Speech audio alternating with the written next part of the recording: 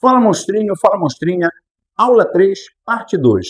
Na aula anterior, estávamos falando da forma que você tem que fazer para identificar o grupo, o período e o bloco que o elemento se encontra. Aqui você vai ter uma ideia mais geral, certo? Então, você fez a configuração eletrônica do elemento, terminou em subnível S, então você diz que ele é do bloco S. Terminou em subnível P, você diz que ele é do bloco P. Toda vez que terminar em subnível S, subnível P, você diz que ele é um elemento representativo. No caso do S, ele pode terminar em S1 e S2. Se ele for S1, ele é metal alcalino. Se for S2, é alcalino terroso. Agora, tome cuidado com esses dois casos aqui.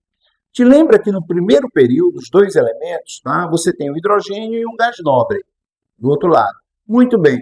Esse primeiro elemento aqui é um S1, mas não vai dizer que ele é um metal alcalino. Ele é o hidrogênio. E cuidado com esse gás nobre, que ele é um S2, tá certo? Ele não é um metal alcalino terroso. É porque ele está no primeiro período, então ele termina em S2, tá bom? Então, muito cuidado com esse elemento. Bem, nos outros casos, terminou em S1, terminou a partir do segundo período, né? Terminou em S1, é metal alcalino. Terminou em S2, é alcalino terroso. Muito bem, se terminar no subnível D ou subnível F, você diz que é um elemento de transição. Se for do subnível D, é transição externa. Se for do subnível F, transição interna. Muito bem. Por que ele é chamado de transição externa? É a relação entre o subnível mais energético e o último nível. Há uma diferença de apenas um nível. Aqui há uma diferença de 2 níveis. Por isso que esse aqui é conhecido como transição interna e esse transição externa. Subnível D e subnível F, todos são metais. Tá? Lembrando aqui que são sempre metais. Agora uma dica para você acertar aquela questão mais complicada. Tá? Aqui no grupo 3B, nós temos o escândio, nós temos o ítrio e nós temos o lantânio. Junto com o lantânio, né, você tem aqui embaixo os chamados lantanídeos, que a gente fala, certo? E tem também os actinídeos, mas eu quero falar especificamente dos lantanídeos. Então, escândio, ítrio, lantânio e os lantanídeos são conhecidos como os metais terras raras.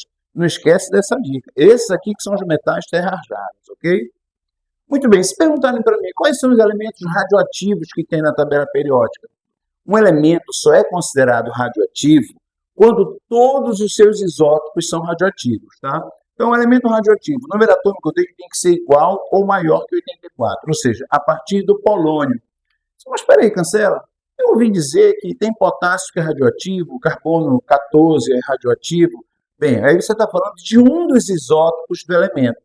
Quando eu me refiro a elemento radioativo, eu estou dizendo que todos os seus isótopos são radioativos, ok? Então, o elemento é radioativo nesse caso. Se o número atômico for menor que 84, você pode encontrar um ou outro isótopo que seja radioativo lá do elemento. Muito bem. Uma outra classificação importante é você diferenciar os elementos que são artificiais dos elementos que são naturais. Então, a sua referência é sempre o urânio. O último elemento natural, o maior número atômico, é o número atômico 92, urânio. Todo elemento que é transurânico, ele é artificial. E o urânio e os cisurânicos são naturais. Tá? O urânio e os cisurânicos são todos naturais. Nós temos exceção. Tá? Existem 2 cisurânicos, no caso o tecnécio e o promécio, que embora sejam cisurânicos, eles já são artificiais. Fechou, então? Um abraço, até a próxima. Vem comigo!